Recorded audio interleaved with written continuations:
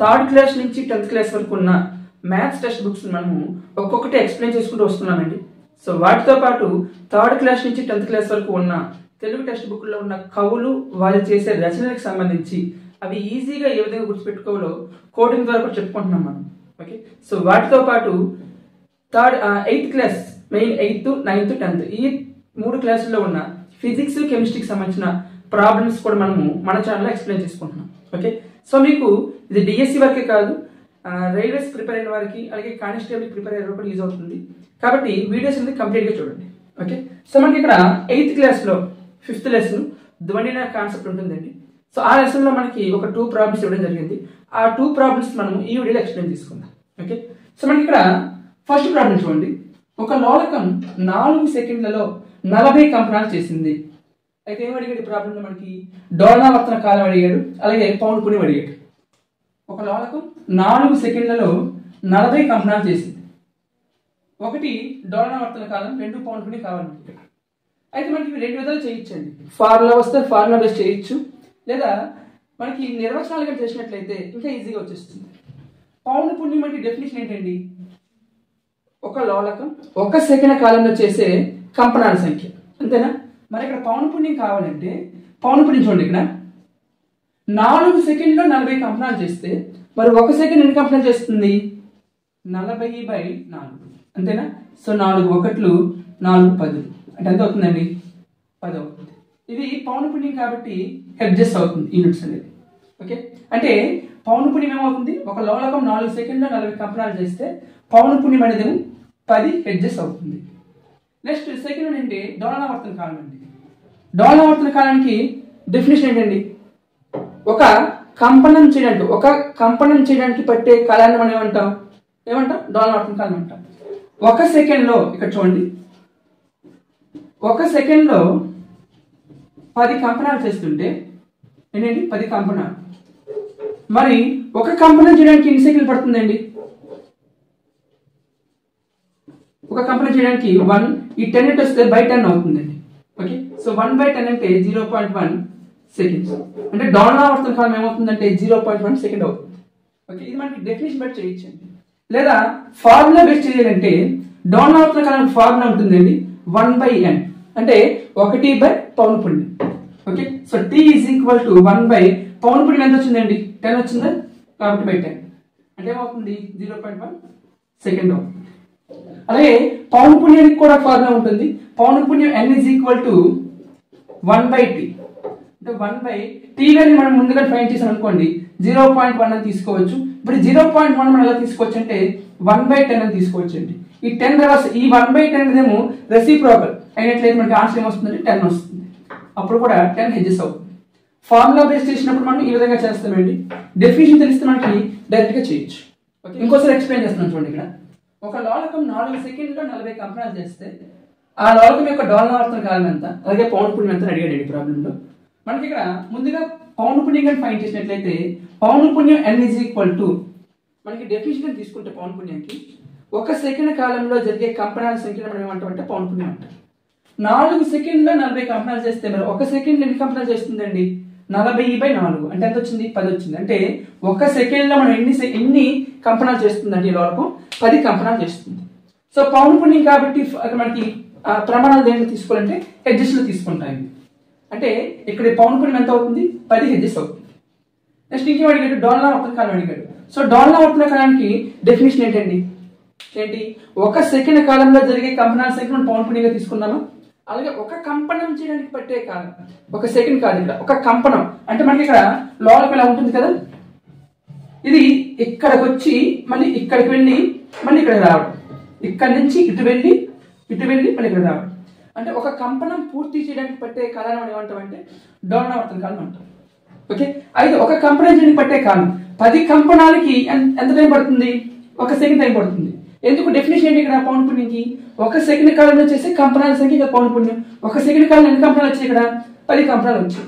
1 సెకండ్లో 10 కంపనాలు వస్తే మరి ఒక కంపనం చేయడానికి ఎన్ని సెకండ్లు పడుతుందంటే ఈ 10 ఇటు వస్తే ఏమవుతుందంటే బై 10 అవుతుందండి. అంటే 1/10 సెకండ్స్ అవుతుంది. ఓకే, సో 1/10 అంటే దాన్ని ఎలా తీసుకోవచ్చు? మనము 0.1 సెకండ్ తీసుకోవచ్చు. ఇది మనము నిర్వచనం బట్టి వెళ్తే విధంగా చేయొచ్చు. లేదా ఫార్ములా బట్టి వెళ్ళాలనుకుంటే మనకి పౌనపున్యం ఫార్ములా అంటే n = 1/t. అదే డోలనావర్తన కాలానికి ఫార్ములా అంటే t = 1/n. సో ఈ రెండిట్లో ఖచ్చితంగా ముందు మనం ఏదో ఒకటి ఫైండ్ చేయాలండి, అంటే పౌనపున్యం కానీ డోలనావర్తన కాలం కానీ. దీంట్లో మనం ముందు ఏం చేసాం, ఇక్కడ పౌనపున్యం ఫైండ్ చేసాం, ఎంత 10 వచ్చింది. ఇప్పుడు డోలనావర్తన కాలానికి ఫార్ములా ఏంటి, 1/n కదా, అంటే 1/10 అని తీసుకోవచ్చు. 1/10 మనం డెసిమల్స్ లో కన్వర్ట్ చేసుకుంటే 0.1 సెకండ్స్ అవుతుంది. ఓకే, నెక్స్ట్ వన్ చూడండి. ఇక్కడ ఒక దోమ 1 సెకండ్ కాలంలో తన రెక్కలను 500 సార్లు కంపింప చేయడం వలన ధ్వని ఉత్పత్తి అవుతుంది. ఈ కంపనాల యొక్క డోలనావర్తన కాలం అడిగాడండి. వాటి ప్రాబ్లంలో ఒక డోలనావర్తన కాలం అడిగాడు, మనం పౌనపున్యం కూడా ఎక్స్ప్లెయిన్ చేసుకుందాం. ఓకే, సో ఇక్కడ ఏమైంది, ఒక దోమ 1 సెకండ్ కాలంలో ఏం చేసింది, 500 సార్లు తన రెక్కల్ని కంపింప చేసింది, అంటే పైకి కిందకి. ఓకే, అంటే 1 సెకండ్ లో ఎన్నిసార్లు కంపింప చేసిందండి, 500 సార్లు.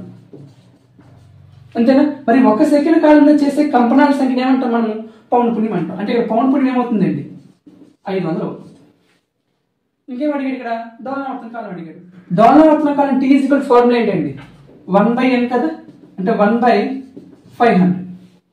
ఓకే, సో దీన్ని మనం ఎలా తీసుకోవచ్చు అంటే, దీన్ని నేను లవహారాలు రెండింటిని కూడా 2తో మల్టిప్లై చేస్తున్నానండి. ఎందుకంటే లవహారాలు మనము 10, 100, 1000 ఈ విధంగా ఉన్నట్లు చేసుకుంటే మనం డెసిమల్స్ లో కన్వర్ట్ చేయడం ఈజీ అయిపోతుంది. కాబట్టి ఈ 500 2తో మల్టిప్లై చేస్తే 1000 అవుతుంది, కాబట్టి 2తో మల్టిప్లై చేశాను. సో 2 ఏమవుతుంది, 1000 అవుతుంది. 2/1000 అంటే ఏమవుతుందండి, 0.002 సెకండ్స్. ఇది డోలనావర్తన కాలం కాబట్టి సెకండ్స్ అవుతుంది. ఓకే, ఏం లేదు, అక్కడ ఒక దోమ 1 సెకండ్ కాలంలో తన రెక్కలను 500 సార్లు కంపింప చేయడం వలన ధ్వని ఉత్పత్తి అవుతుంది. ఈ కంపనాల యొక్క డోలనావర్తన కాలం అలాగే పౌనపున్యం రెండు అడిగాడు.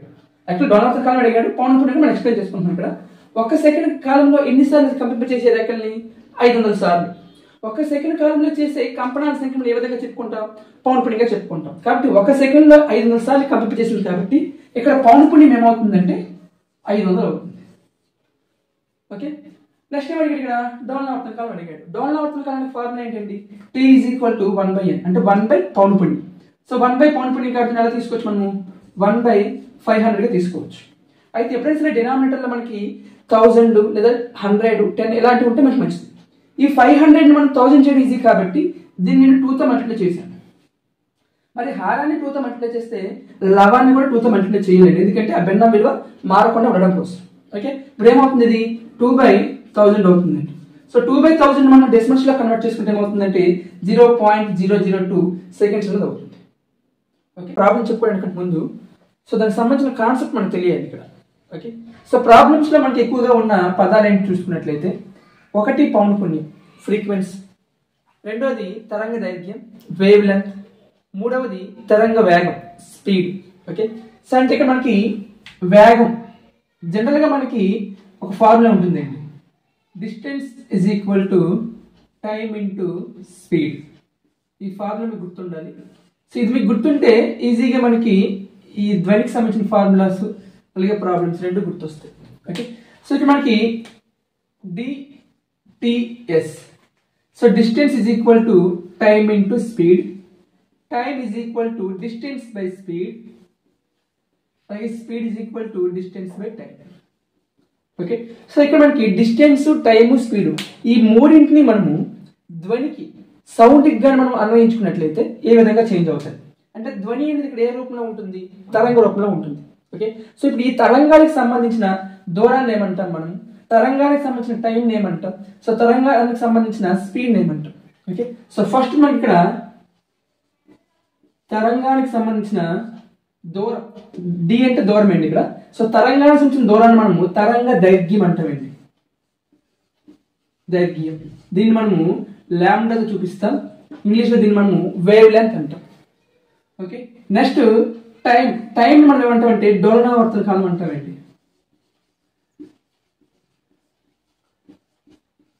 ఓకే, సో టైం పీరియడ్ డోలనావర్తన కాలం టీ అంటాం. ఓకే, సో దీన్నే మనము కాల వ్యవధిని కూడా ఇచ్చాడండి, లేదా ఆవర్తన కాలం కూడా అంటుంటాము.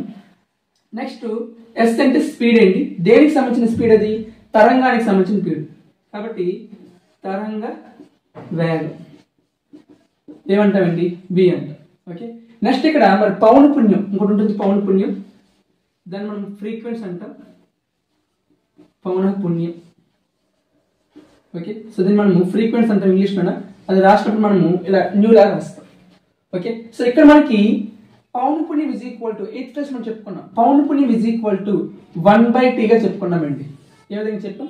1/t అంటే 1 డోలనావర్తన కాలం. ఇప్పుడు మనం ఇక్కడ తరంగ వేగానికి, పౌన పున్యానికి, అలాగే తరంగ దైర్ఘ్యానికి ఈ మూడింటికి గల సంబంధాన్ని మనం చూద్దాం. ఓకే, సో 9th క్లాస్ లో మనకి లాస్ట్ లో కొన్ని క్వశ్చన్స్ ఇవ్వడం జరిగింది.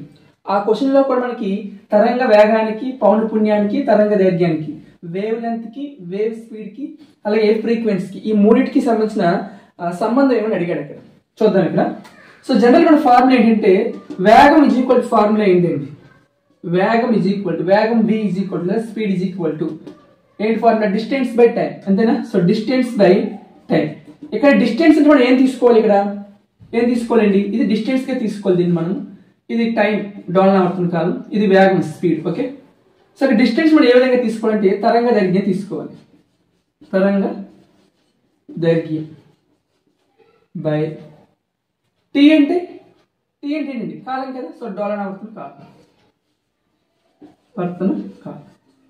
సో వీటిని మనము లెటర్స్ గా తీసుకుంటే వేగం v ఇజ్ ఈక్వల్ టు తరంగ దైర్ఘ్యం ఏ విధంగా తీసుకుంటామండి?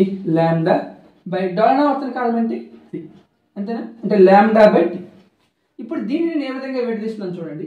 లాంబ్డా ఇంటూ 1/t గా రాయొచ్చా?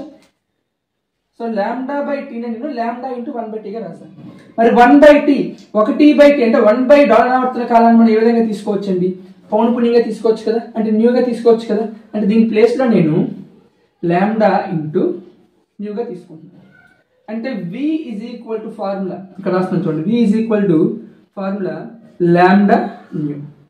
ఓకే, సో v అంటే ఏంటంటే ఇక్కడ తరంగ వేగం ఇజ్ ఈక్వల్ టు తరంగ దైర్ఘ్యం ఇంటూ పౌన పున్యం. ఇది రాసుకుంటే రాసుకోవచ్చు మీరు.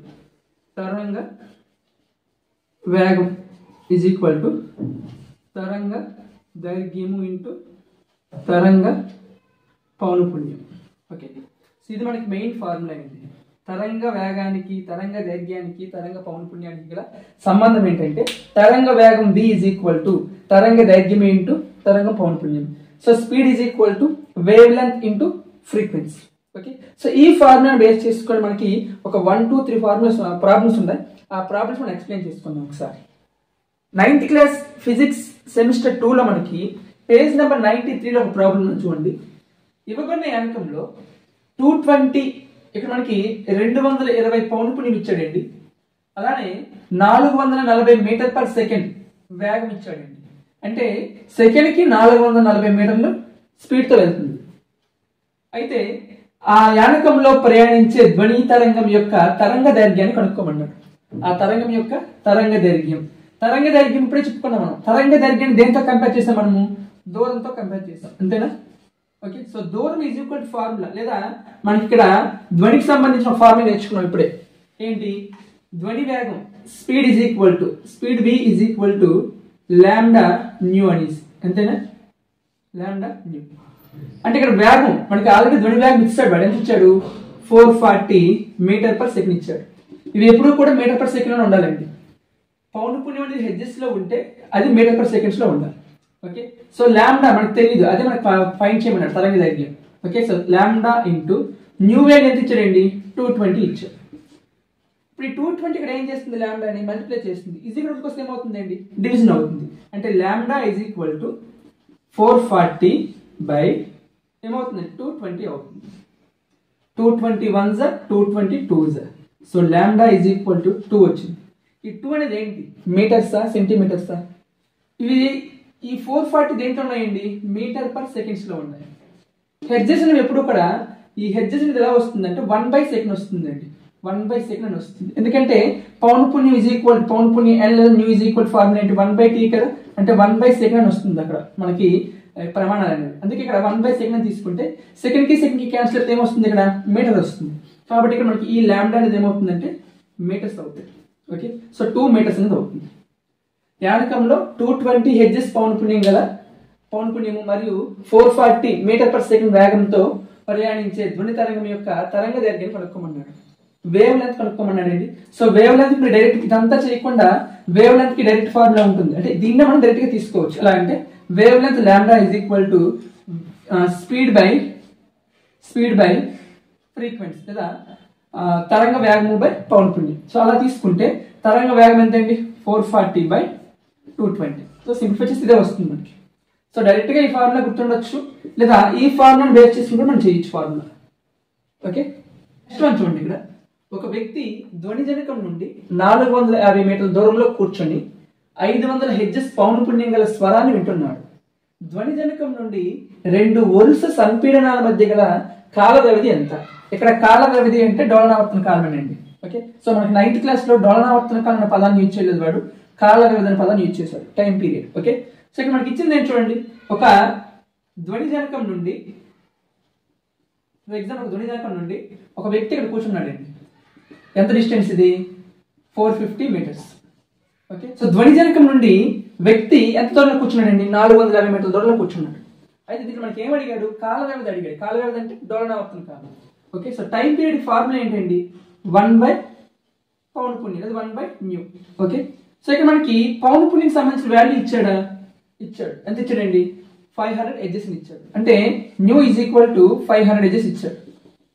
ఓకే, అంటే ఇక్కడ ఈ న్యూ ప్లేస్ మనం ఏం తీసుకోవచ్చు 500 తీసుకోవచ్చు, అంటే 1/500. సో మనకి డినామినేటర్లు ఎప్పుడైనా సరే 10, 100, 1000 ఇలాంటివి ఉంటే మనకి ఈజీ అవుతుంది. కాబట్టి ఈ 500 నేను 1000 చేయడానికి ట్రై చేస్తున్నానండి. ఇంటూ 2 చేస్తే అది 1000 అవుతుంది. అయితే ఒక ఫ్రాక్షన్ లో ఎప్పుడైతే మన డినామినేటర్ ఒక నెంబర్ తో మల్టిప్లై చేస్తే న్యూమరేటర్ కూడా అదే నెంబర్ తో మల్టిప్లై చేయాలి. ఓకే, సో ఏమవుతుందంటే 2/1000 అవుతుంది. సో దీన్ని డెసిమల్స్ లో కన్వర్ట్ చేసుకుంటే 0.002 సెకండ్స్ అవుతుంది. ఓకే, అయితే మరి ఇక్కడ ఇచ్చిన దూరంతో మనకి ఏం సంబంధం లేదంటే లేదండి. మనకి ఏం అడిగాడు ఇక్కడ కాల వ్యవధి అడిగాడు. సో కాల వ్యవధి డైరెక్ట్ ఫార్ములా ఉంది కదా, సో 1/న్యూ అనే ఫార్ములా. సో దాన్ని మనం సింప్లిఫై చేసుకుంటే అయిపోయింది. ఓకే, సో అలా కాకుండా వాడు తరంగ వేగం కానీ ఇలాంటివి అడిగినప్పుడు మనం ఆ డిస్టెన్స్ యూజ్ చేసుకోవాలి. ఓకే, సో మనకు అది అడగలేదు కాబట్టి వదిలేద్దాం. సో ఇక్కడ మనకి ఏం అడిగాడు అంటే వాడు కాల వ్యవధి టైం పీరియడ్ అడిగాడు కాబట్టి టైం పీరియడ్ ఫార్ములా 1/న్యూ లేదా 1/పౌనఃపున్యం.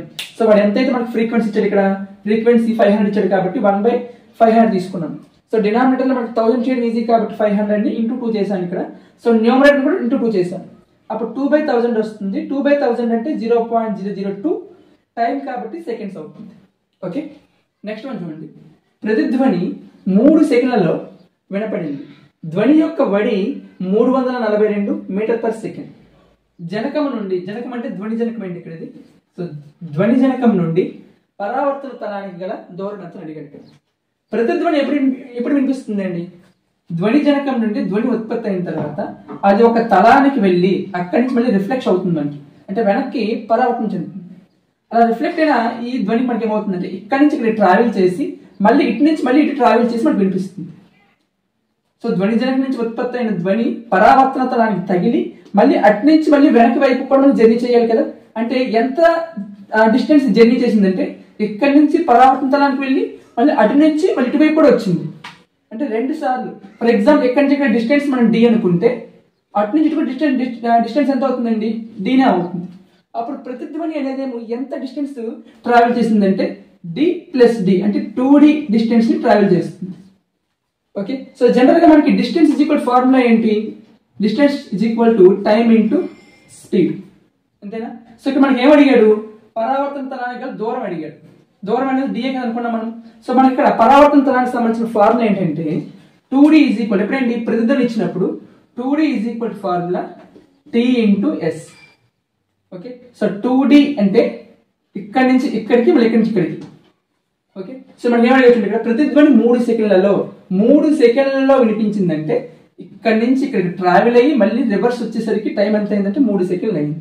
అంటే ఈ 2D డిస్టెన్స్ ని కవర్ చేయడానికి టైం ఎంత అయిందంటే 3 సెకండ్లు. నెక్స్ట్ స్పీడ్ ఇచ్చాడు. ఇక్కడ స్పీడ్ చూడండి ఏమి ఇచ్చాడు? ధ్వని యొక్క వడి అంటే స్పీడ్ ఏంటి? ఇక్కడ ఎంత ఇచ్చాడు? ఇక్కడ 342 మీటర్ పర్ సెకండ్ కదా, అంటే 342 మీటర్ పర్ సెకండ్. ఇప్పుడు ఆ రెండు మల్టిప్లై చేయాలి. అయితే డీకి ఈక్వల్ చేయాలి, 2Dకి ఈక్వల్ చేయాలి, అంటే 2Dకి ఈక్వల్ చేయాలండి అది మనం. So 2D is equal to 3 into 342. Okay, so ఇక్కడ క్యాన్సిల్ చేద్దాం. 2 1s 2, 2 7s 14, 2 1s. So D is equal to 3 into 171. 3 1s 3, 3 7s 21, 1 2, 3 1s 3 plus 2 5.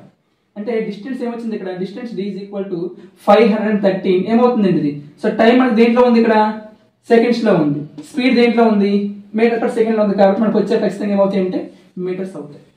Okay, so ఇక్కడ d is equal to 513 metre అంటే 513 metres అవుతుంది. ఒకవేళ మీరు ఇది కానీ అప్లై చేస్తే d is equal to distance is equal to time into speed apply కానీ చేసినట్లయితే అప్పుడు d ఈజ్ ఈక్వల్ మీకు ఏమొస్తుందంటే 1026 వచ్చేస్తుంది. అది రాంగ్. ఎందుకంటే మన ఇక్కడ వాడు ఏమడిగాడు, ధ్వని జనకం నుండి పరావర్తన తల అంటే ఇక్కడ నుండి ఇక్కడికి దూరం అడిగాడు. కానీ ఇక్కడ ధ్వని జనకం ఏమైంది, ఇక్కడ ధ్వని ఏమైంది ఇక్కడ నుంచి ఇక్కడ ట్రావెల్ అయ్యి మళ్ళీ ఇటువైపు కూడా వెనక్కి కూడా రిఫ్లెక్ట్ అయినప్పుడు ఏమైందంటే ఇక్కడ నుంచి ఇక్కడ ట్రావెల్ అయ్యి మళ్ళీ వెనక్కి కూడా ట్రావెల్ చేసింది. అంటే మొత్తంగా 2D డిస్టెన్స్ ట్రావెల్ చేసింది. అప్పుడు 2D ఈజ్ ఈక్వల్ మన ఫార్ములా తీసుకోవాలి. 2D ఈజ్ ఈక్వల్ టు ప్రతిధ్వని 2D ఈజ్ ఈక్వల్ టు ప్రతిధ్వనికి సంబంధించిన డిస్టెన్స్ ఇది మనం తీసుకోవాలండి. 2D ఈజ్ ఈక్వల్ టు ఏం తీసుకోవాలి, టైమ్ ఇంటూ స్పీడ్. టైం ఏమి ఇచ్చాడు ఇక్కడ 3 సెకండ్స్ ఇచ్చాడు కాబట్టి 3 ఇంటూ స్పీడ్ ఏంటి ఇక్కడ 342 కాబట్టి ఇంటూ 342.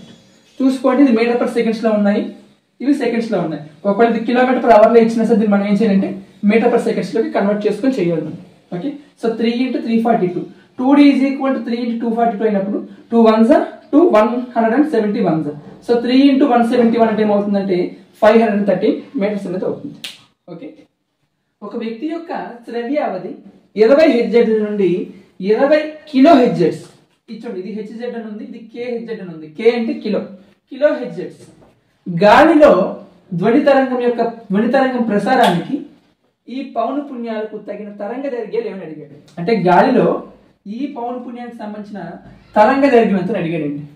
సో తరంగ దైర్ఘ్యం ఫార్ములా ఏంటంటే మనం చెప్పుకున్నాం. జనరల్ గా మనకి తరంగ వేగం v is equal to wave length into frequency అంటే లాంబ్డా ఇంటూ న్యూ అని చెప్పుకున్నాం. ఓకే, సో మనకేం కావాలి ఇక్కడ తరంగ దైర్ఘ్యం కావాలి. సో తరంగ దైర్ఘ్యం ఫార్ములా ఏమవుతున్నప్పుడు లాంబ్డా ఈజ్ ఈక్వల్ టు తరంగ వేగము బై పౌనఃపున్యం. ఓకే, సో ఇక్కడ స్పీడ్ బై ఫ్రీక్వెన్సీ అనేది అవుతుంది. సో దీన్ని బేస్ చేసుకుని మనం ఇప్పుడు ఈ 20 హెడ్జెడ్లకి అలాగే 20,000 హెడ్జెడ్లకి రెండింటికి మనం ఏం చేయాలంటే తరంగ దైర్ఘ్యాన్ని ఫైండ్ చేయాలి. సో ఫస్ట్ మనము 20 హెడ్జెడ్లు తీసుకుందాం. సో హెడ్జెడ్స్ లో ఉండాలి, పౌనఃపున్యంలో మనకి పౌనఃపున్యం ఎప్పుడు కూడా హెడ్జెడ్స్ లో ఉండాలి. ఇది 20 కిలో హెడ్జెడ్స్ కదా, దీన్ని మనము హెడ్జెడ్స్ లో కన్వర్ట్ చేస్తే 20,000 హెడ్జెడ్స్ అవుతాయి. ఓకే, సో మనకి ఏం కావాలి, తరంగ దైర్ఘ్యం కావాలి. So lambda is equal to ఏంటండి స్పీడ్ బై పౌనఃపున్యం. సో స్పీడ్ ఎంత ఇచ్చాడు ఇక్కడ, గాలిలో ధ్వని వేగం ఎంత ఇచ్చాడండి 344 ఇచ్చాడు ఇక్కడ. So 344/20. Okay, so 2 10s 2 1s 2 7s 2 2s అంటే 172/10 వచ్చిందండి. సో దీన్ని మనము డెసిమల్స్ లో కన్వర్ట్ చేసుకుంటే 117.2 ఇది లాంబ్డా అంటే డిస్టెన్స్ కదా, అంటే మనకి మీటర్స్ అనేవి అవుతుంది. ఓకే, సో అంటే 20 హెడ్జెడ్ల యొక్క ఈ పౌనఃపున్యానికి సంబంధించిన తరంగ దైర్ఘ్యం వేవ్ లెంత్ ఎంత అవుతుందంటే 17.2 మీటర్స్ అనేది అవుతుంది. మరి 20,000 హెడ్జెడ్స్ చూడండి, same lambda is equal formula ఏంటండి v బై న్యూ కదా. So v by new, v అంటే ఎంత అండి ఇక్కడ మనకి 344 బై న్యూ ఎంత వచ్చిందండి ఇక్కడ, న్యూ ఎంత వచ్చింది 20,000 ఇచ్చాడు కదా, 20,000. ఓకే, సో 2 10,000s లో 2 172s 172/10,000 అంటే 0.0172 అనేది వస్తుందండి. సో మనకి ఇది కూడా తరంగ దైర్ఘ్యమే కాబట్టి మీటర్స్ అనేవి అవుతుంది. ఓకే, సో ఇక్కడ 20 హెడ్జెడ్ల యొక్క తరంగ దైర్ఘ్యం ఏమవుతుందంటే 17.2 మీటర్స్ అవుతుంది. అలాగే 20 కిలో హెడ్జెడ్స్ దాన్ని మనం హెడ్జెడ్స్ లో కన్వర్ట్ చేసుకోవాలండి. సో 20,000 హెడ్జెడ్స్ అవుతుంది. సో దాని యొక్క తరంగ దైర్ఘ్యం ఏమవుతుందంటే మనకి ఇక్కడ 0.0172 మీటర్స్ అనేది అవుతుంది. ఓకే, నెక్స్ట్ వన్ చూడండి. ఒక అల్యూమినియం కడ్డీకి ఇరువైపులా 2 పిల్లలు ఉన్నారు. ఒకరు కడ్డీని ఒకవైపు రాయితో కొట్టారు. ధ్వని తరంగం రెండవ పిల్లవానికి గాలి గుండా మరియు అల్యూమినియం కడ్డీ గుండా చేరుటకు పట్టు కాలాల నిష్పత్తి అడిగాడండి. అంటే ఇక్కడ ఒక కడ్డీ ఉందండి, ఈ కడ్డీకి ఇటువైపు ఒకడు ఉన్నాడు పిల్లవాడు, ఇటువైపు ఒకడు ఉన్నాడు. ఓకే, సో వీడు ఏం చేశాడు, ఈ కడ్డీని రాయితో కొట్టడం వల్ల ధ్వని అనేది వస్తుంది. ఆ ధ్వని అనేది మనకి ఈ కడ్డీ గుండా ప్రవహిస్తుంది, అలాగే గాలి గుండా కూడా ప్రవహిస్తుంది. కడ్డీ గుండా ప్రవహించిన గాలి గుండా ప్రవహించిన డిస్టెన్స్ అనేది మనకి మెయిన్ అండి. ఇక్కడ స్టార్ట్ అయ్యి ఇక్కడ ఎండ్ అవుతుంది మనకి. అది ఇక్కడ చూడండి, ఈ స్టార్టింగ్ ఇటువైపు ఒక అబ్బాయి ఉన్నాడు కదా, అలాగే దీనికి దగ్గరలో ఉన్నాడు. సో ఇక్కడ చెవుంది వీడిది, ఇక్కడ వీడు రాయితో కొట్టాడు. అంటే ఇక్కడ నుంచి ఇక్కడ ట్రావెల్ చేసిన డిస్టెన్స్ మనం తీసుకుంటే మన ఇక్కడ రెండు సందర్భాలు ఉన్నాయి. ఒకటి అల్యూమినియం కడ్డీ, ఒకటి అలాగే ఇంకొకటి గాలిలో. ఓకే, ఈ రెండిట్లో మనము డిస్టెన్స్ అలాగే స్పీడ్ అలాగే టైం రెండింటిని మనము ఫైండ్ చేయాలి. ఫస్ట్ ఇక్కడ డిస్టెన్స్ తీసుకోండి. డిస్టెన్స్ అంటే ఇక్కడ నుంచి ఇక్కడ దూరం. అల్యూమినియం కడ్డీ పొడవు ఎంతైతే ఉంటుందో గాలిలో ప్రయాణించిన డిస్టెన్స్ దూరం కూడా అంతే ఉంటుంది, అంతేనా? అంటే ఇక్కడ కూడా డిస్టెన్స్ ఏమవుతుంది, సేమ్ అవుతుంది. సో దాన్ని మనము తరంగ దైర్ఘ్యం లాంబ్డాగా కూడా తీసుకోవచ్చు, తప్పేం లేదు. ఓకే, ఇప్పుడు ఇక్కడ డిస్టెన్స్ ఫర్ ఎగ్జాంపుల్ నేను ఎక్స్ అనుకుంటున్నాను. ఓకే, సో డిస్టెన్స్ ఏమవుతుంది, ఎక్స్ అవుతుంది. నెక్స్ట్ రెండింటిలో కూడా మనకి టైం అనేది మనకు తెలియదండి. సో టైం ఇది t1, ఇది మనకు తెలియదు. టైం t2, ఇది మనకు కూడా తెలియదు. సో ఇక్కడ టైం మనం t1 గానే తీసుకుందాం. ఇక్కడ time t is equal to t1, ఇక్కడ time t is equal to t2. Okay, ఇక్కడ టైం t1, ఇక్కడ టైం 2, ఈ రెండింటికి కావాల్సిన నిష్పత్తి మనకు కావాలి ఇప్పుడు. సో డిస్టెన్స్ రాసాము, టైం రాసాము. నెక్స్ట్ ఏంటంటే స్పీడ్. సో స్పీడ్ తీసుకుంటే అల్యూమినియం కడ్డీలో ధ్వని యొక్క వేగం ఎంత ఉంటుందండి, 6420 metre per second. Okay, so ఇది మనకి 25 డిగ్రీల సెల్సియస్ వద్ద మనకి అల్యూమినియం కడ్డీలో గల ధ్వని వేగం. ఓకే, మనకి టెక్స్ట్ బుక్లు ఇచ్చినవేనండి. నెక్స్ట్ అలానే సేమ్ 25 డిగ్రీల దగ్గర తీసుకున్నాం కాబట్టి గాలిలో కూడా 25 డిగ్రీల దగ్గర ధ్వని వేగం తీసుకుందాం. సో ధ్వని వేగం ఏమవుతుంది గాలిలోన, ధ్వని వేగం స్పీడ్ ఈజ్ ఈక్వల్ టు గాలిలో మనకి 346 అవుతుందండి మీటర్ పర్ సెకండ్. జనరల్ గా మనకి 344 ఉంటుంది, అది నార్మల్ గా ఇచ్చేది. కానీ ఈ అల్యూమినియం తీగలో మనకి అల్యూమినియం కడ్డీలో మనకి టెక్స్ట్ బుక్ పరంగా తీసుకుంటే 25 డిగ్రీ సెల్సియస్ వరకు తీసుకుంటే అల్యూమినియం కడ్డీలో ఎంత ఉంది, 6420 ఉంది. అంటే 6420 మీటర్ పర్ సెకండ్ ఉంటే సేమ్ అదే టెంపరేచర్ దగ్గర మనము గాలిలో తీసుకున్నాం ఇక్కడ. అప్పుడు స్పీడ్ ఎంత అండి, 346 మీటర్ పర్ సెకండ్. సో ఇప్పుడు రెండింటిలో మనకి ఏం కావాలి, టైం కావాలి. ఇక్కడ time t is equal formula starting లో చెప్పుకున్నాం మనం. Time t is equal formula distance by speed అనేసి. సో ఇక్కడ డిస్టెన్స్ ఎంత అండి, distance x. So x by speed ఎంత అండి, సో 6420. సేమ్ ఇక్కడ కూడా time t2 is equal to ఇది t1, ఇది t2 ఈజ్ ఈక్వల్ టు ఏమవుతుందండి, distance by speed. So distance x by speed ఏంటండి, 346. ఇప్పుడు మనకి ఏం కావాలి, ఫస్ట్ ఏమి చూడండి, మరి గాలి గుండా మరియు అల్యూమినియం కడ్డీ గుండా. అంటే ఫస్ట్ గాలి తీసుకోవాలి. గాలి ఏమంటే ఇక్కడ x by 346 is to second aluminium కడ్డీ కాబట్టి దీనికి నిష్పత్తి ఎంత అండి, ఎంత వచ్చింది మనకి time, x by 6420. Okay, so రెండిట్లో x కి క్యాన్సిల్ అయిపోతుంది. ఇది మనకి 1/346 ఈజ్ టు 1/6420 అవుతుంది. సో మనకి జనరల్ గా 1/a ఈజ్ టు 1/b ఇలా ఉంటే దీన్ని మనం b ఈజ్ టు a గా రాయించండి. సో ఆ విధంగా దీన్ని మార్చుకుంటే 6420 ఈజ్ టు 346. చూడండి దేంతో క్యాన్సిల్ అవుతాయి, 3తో క్యాన్సిల్ అవ్వ, ఇప్పుడు క్యాన్సిల్ చేద్దాం 2 తోటి. 2 1s 2 7s 2 3s. Next 2 3s 2 2s 2 1s 2 0s. ఇంకేమైనా క్యాన్సిల్ అవుతుందా, 173 1s 173 ఇంటూ 173, సో 2 3 46 వస్తుంది, 346. సరే వదిలే వచ్చిందండి, మరి క్యాన్సిల్ అవ్వనట్టు ఉన్నాయి ఇవి. So 3210 is to 173. ఇవి ఇంకా క్యాన్సిల్ అయితే క్యాన్సిల్ చేయొచ్చు.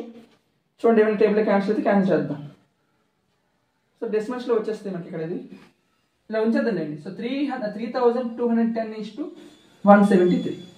ఏం లేదండి. సో అల్యూమినియం కడ్డీకి గాలిలో ఈ రెండిట్లో మనము టైంకి, ఆ రెండిట్లో ధ్వని తరంగం ప్రయాణించిన టైంకి రేషియో అడిగాడు. ఇక్కడ మనము డిస్టెన్స్ తీసుకుంటే ఈ అల్యూమినియం కడ్డీ డిస్టెన్స్ ఎంతైతే ఉంటుందో ఎయిర్లో మనకి ఇక్కడ ఈ ధ్వని అనేది ట్రావెల్ చేసిన డిస్టెన్స్ కూడా అంతే ఉంటుంది. అందుకే డిస్టెన్స్ ఇక్కడ x అయింది, ఇక్కడ కూడా x అయింది. టైం దీనికి వేరేగా ఉంటుంది, దీనికి వేరేగా ఉంటుంది. ఎందుకంటే గాలిలో ధ్వని వేగం మనకి చాలా తక్కువగా ఉంటుంది. వాయువులో ధ్వని వేగంతో పోల్చుకుంటే మనకి ఘన పదార్థాల ధ్వని వేగం చాలా ఎక్కువగా ఉంటుంది. కాబట్టి అల్యూమినియంలో ధ్వని వేగం అనేది చాలా ఎక్కువగా ఉంది. ఇక్కడ 6420. అందుకే ఇక్కడ ఏముంది, 346 ఉంది.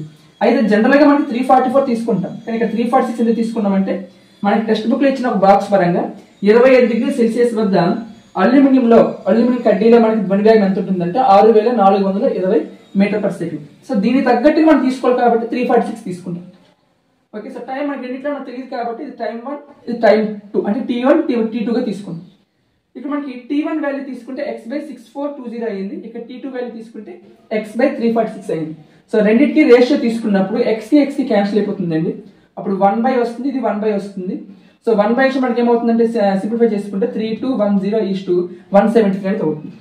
యాక్చువల్లీ చేయవలసిన అవసరం లేదండి, మీకు కొంచెం అర్థమెటిక్ మీద ఐడియా ఉన్నట్లయితే మనకి స్పీడ్ 1 స్పీడ్ 2 ఈ రేషియోకి ప్రొపోర్షన్ రేషియో, అంటే స్పీడ్ 2 స్పీడ్ 1 ఇదే మనకి ఏమవుతుందంటే టైం రేషియో అనేది అవుతుంది. స్పీడ్ 1 స్పీడ్ 2, స్పీడ్ 1 అంటే గాలి, ఫస్ట్ గాలి కొంటే స్పీడ్ ఎంత అండి 346 కదా. సెకండ్ అల్యూమినియం ఎంత అండి 6420, అంటే ఈ రెండింటికి రేషియో తీసుకోండి 346:6420, ఇది స్పీడ్ రేషియో అండి. స్పీడ్ రేషియోకి ఏ రేషియో తీసుకోవాలి, ఇన్వర్స్ రేషియో తీసుకోవాలి. ఇన్వర్స్ రేషియో అంటే వాటి ప్లేసెస్ చేంజ్ చేయడం అండి. 6420:346 ఇదే మనకి టైం రేషియో అవుతుంది. స్పీడ్ రేషియోకి ఇన్వర్స్ రేషియోనే మనకి టైం రేషియో అవుతుంది కాబట్టి సో సింపుల్ గా తీసుకొని చేసేయచ్చు, ఇదంతా అవసరం లేదు. కానీ కొంచెం అర్థమెటిక్ మనకి ఐడియా ఉండాలి. స్పీడ్ రేషియో మనము ఇన్వర్స్ రేషియోగా కన్వర్ట్ చేసుకుంటే వచ్చేదే టైం రేషియో. సో డైరెక్ట్ గా వస్తుంది చూడండి. సో సింప్లిఫై చేసుకుంటే మనకి ఇది 3210:173 అనేది వస్తుంది. ధ్వనిజనకం యొక్క పౌనఃపున్యము 100 హెర్ట్జ్. అది ఒక నిమిషంలో ఎన్నిసార్లు కంపనాలు చేస్తుందని అడిగాడండి. యాక్చువల్లీ పౌనఃపున్యం అంటే డెఫినేషన్ ఏంటండి, ఒక సెకండ్ కాలంలో చేసే కంపనాల సంఖ్య ఎంత అండి 100 హెర్ట్జ్. ఒక సెకండ్ లో 100 అయితే వాడేవి అడిగాడు, ఒక నిమిషంలో అడిగాడు. ఒక నిమిషంలో ఎన్ని సెకండ్స్ ఉంటాయండి, ఒక నిమిషంలో మనకి ఎన్ని సెకండ్స్ ఉంటాయి 60 సెకండ్లే కదా. అంటే ఒక సెకండ్ కి 100 హెర్ట్జ్ అయితే 60 సెకండ్కి ఏమవుతుందండి 60 × 100 ఎన్ని వస్తాయి మనకి 6000 హెర్ట్జ్ వస్తాయి. సింపుల్ అండి, ఏం లేదు. ధ్వనిజనకం యొక్క పౌనఃపున్యం ఇచ్చాడు. ఒక పౌనఃపున్యం అంటే ఒక సెకండ్ కి చేసే కంపనాల సంఖ్య. ఒక సెకండ్ లో 100 కంపనాలు చేస్తే వాడు ఏమడిగాడు, ఒక నిమిషంకి అడిగాడు. ఒక నిమిషం కంటే ఒక నిమిషంలో 60 సెకండ్లు ఉంటాయి కాబట్టి 60 × 100. ఒకవేళ 2 నిమిషాలకి అడిగితే 2 నిమిషాలు ఎన్ని సెకండ్లు అండి 120 సెకండ్లు. ఒకవేళ వాడు 2 నిమిషాలకి అడిగితే 2 నిమిషాలకి 120 సెకండ్లు కాబట్టి 120 × 100 అప్పుడు ఏమవుతుందండి 12000 అవుతుంది. 12000 మనకి ఇవి పౌనఃపున్యం కాబట్టి హెర్ట్జ్ అనేవి అవుతాయి. ఓకే, ఒక ధ్వని తరంగం 2 కిలో హెర్ట్జ్ తరచుదనాన్ని మరియు 35 సెంటీమీటర్ల తరంగ దైర్ఘ్యాన్ని కలిగి ఉంది. అది 1.5 కిలోమీటర్స్ దూరం ప్రయాణించటకు ఎంత సమయం పడుతుంది? ఇక్కడ ఒక ధ్వని తరంగం యొక్క తరచుదనం ఇచ్చాడండి. తరచుదనం అంటే పౌనఃపున్యమేనండి. సో పౌనఃపున్యం ఏ విధంగా తీసుకోవచ్చు, యంగా తీసుకోవచ్చు లేదా న్యూగా కూడా తీసుకోవచ్చు అండి. ఓకే, అయితే ఇక్కడ దీనికి సంబంధించి ఏమి ఇచ్చాడు, పౌనఃపున్యం అంటే 2 కిలో హెర్ట్జ్. ఓకే, నెక్స్ట్ తరంగ దైర్ఘ్యం కూడా ఇచ్చాడండి. తరంగ దైర్ఘ్యాన్ని మనము లాంబ్డాగా తీసుకుంటాం. సో ఎంత ఇచ్చాడండి 35 సెంటీమీటర్స్ ఇచ్చాడు. అయితే ఇక్కడ మనకి తరంగ దైర్ఘ్యం అనేది ఎప్పుడు కూడా ఏ విధంగా ఉండాలంటే మీటర్స్ లో ఉండాలండి. సో 35 సెంటీమీటర్స్ నేను మీటర్స్ లో కన్వర్ట్ చేసుకుంటే ఏమవుతుందంటే 35/100 అవుతుంది. సో దీన్ని మనం ఏ విధంగా తీసుకోవచ్చు అంటే 0.35 మీటర్స్ గా తీసుకోవచ్చు. ఓకే, సో ఇక్కడ మనకి తరంగ దైర్ఘ్యం లాంబ్డా వచ్చింది, అలాగే పౌనఃపున్యం న్యూ ఉంది. అయితే ఏమడిగాడు ఇక్కడ మనకి 1.5 కిలోమీటర్స్ దూరం ప్రయాణించటకు ఎంత సమయం పడుతుంది. ఇక్కడ దూరం ప్రయాణించటకు ఎంత సమయం పడుతుంది అని అడిగాడంటే మనకి ఇక్కడ టైం ఫార్ములా ఏంటంటే టైం ఈజ్ ఈక్వల్ టు దూరము బై ఏంటంటే వేగం, అంతేనా. అంటే ఇక్కడ దూరము మనకు ఆల్రెడీ ఇచ్చాడు వాడు 1.5 కిలోమీటర్స్ అనేసి, మరి వేగం తెలుసా తెలియదు. సో ఇప్పుడు ఈ వేగాన్ని మనం ఫైండ్ చేయాలి. ఈ వేగం ఏ విధంగా ఫైండ్ చేస్తామంటే మనకి వేగానికి ఫార్ములా ఉంటుందండి, వేగం v is equal to lambda new లేదా న్యూ లాంబ్డా.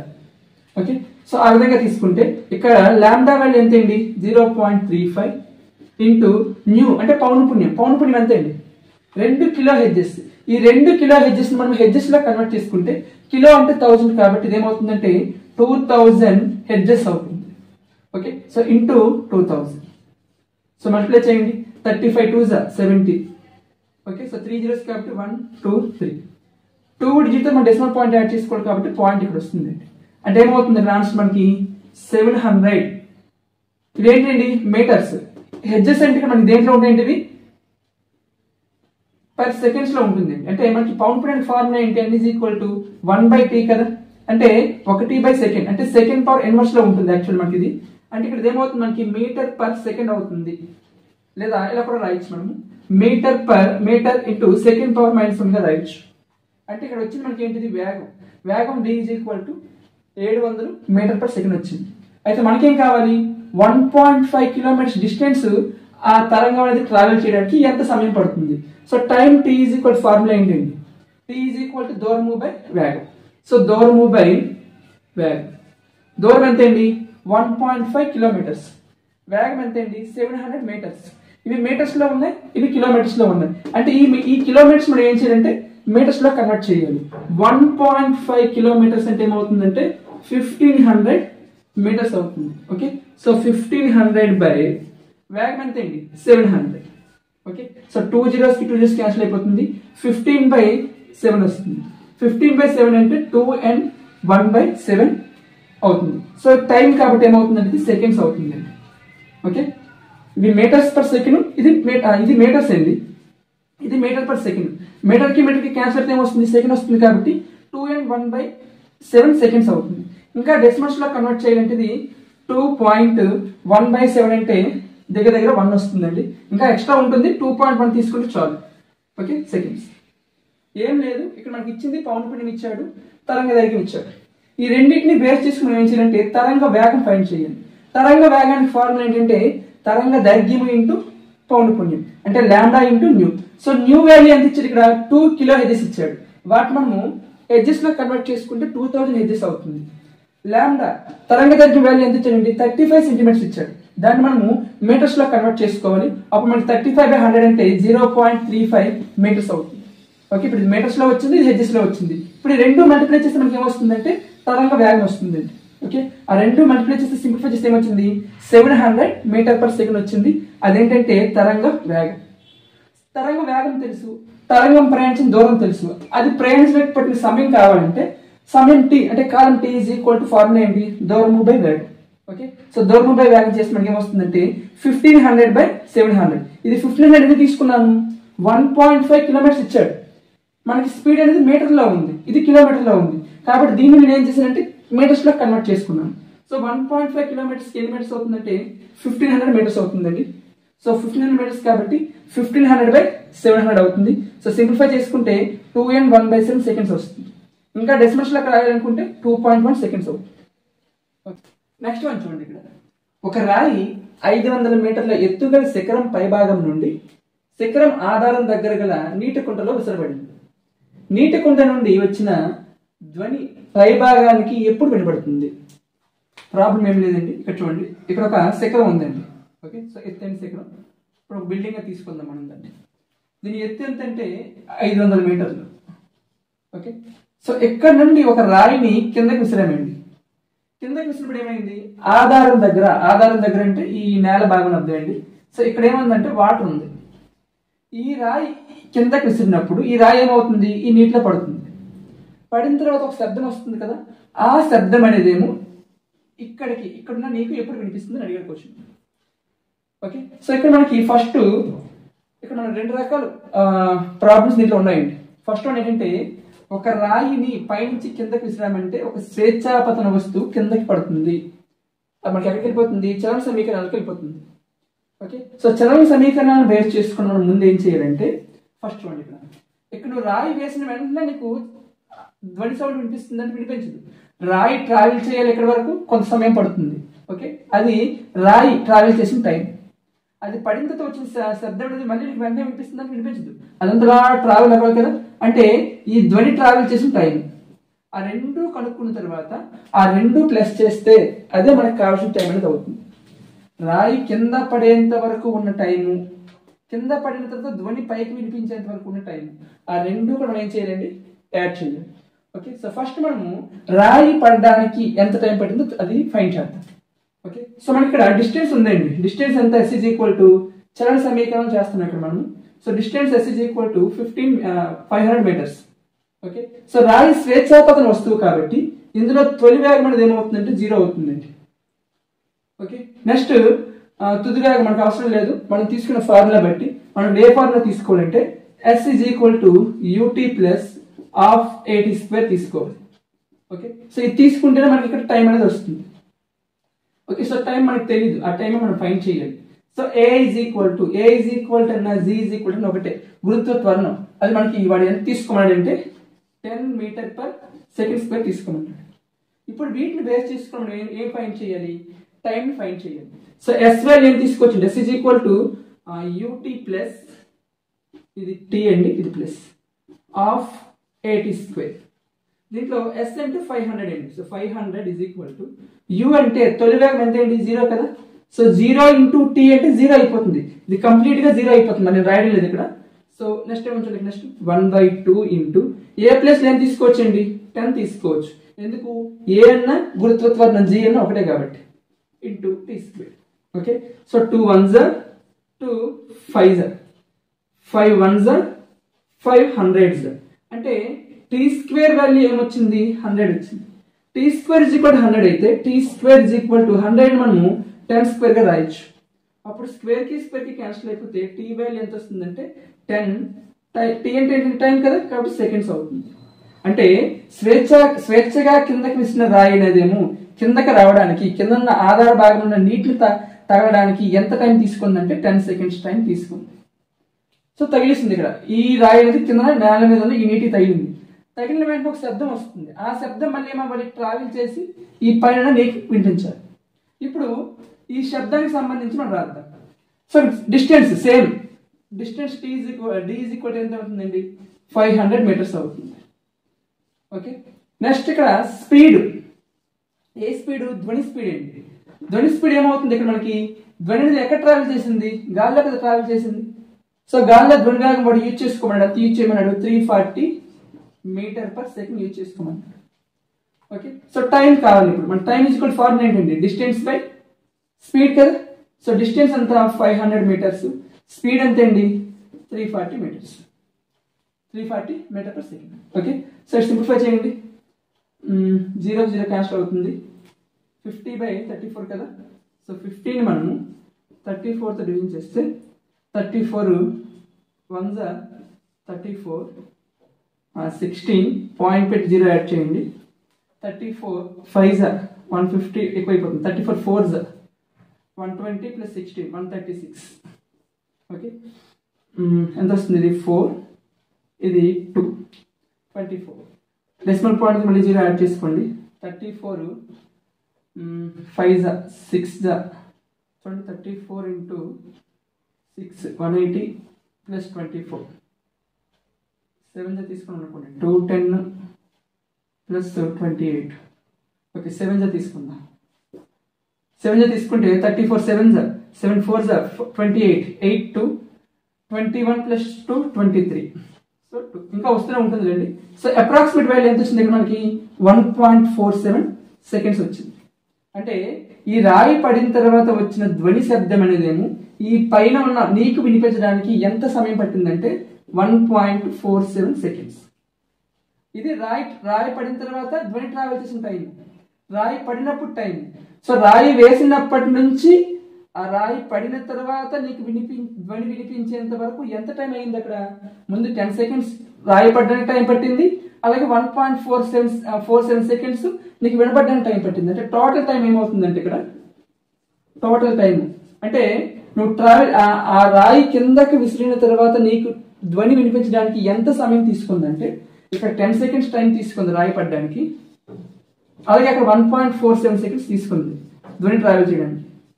సో టోటల్గా 11.47 సెకండ్స్ మనకి ధ్వని అనేది ట్రావెల్ చేస్తుంది, అంటే ధ్వని నీకు వినిపిస్తుంది. రాయి ఈ 500 మీటర్స్ ఎత్తుగల శిఖరం నుండి ఒక రాయిని విడిచినప్పుడు ఆ రాయి పడ్డానికి ఎంత టైం తీసుకుంది, 10 సెకండ్స్ టైం తీసుకుంది. పడిన తర్వాత వచ్చిన ధ్వని నీకు వినిపించడానికి 1.47 సెకండ్స్ టైం తీసుకుంది. సో టోటల్ టైం ఏమవుతుందంటే రాయి విసిరిన వెంటనే నీకు 11.47 సెకండ్స్ తర్వాత నీకు ఒక ధ్వని అనేది వినిపిస్తుంది.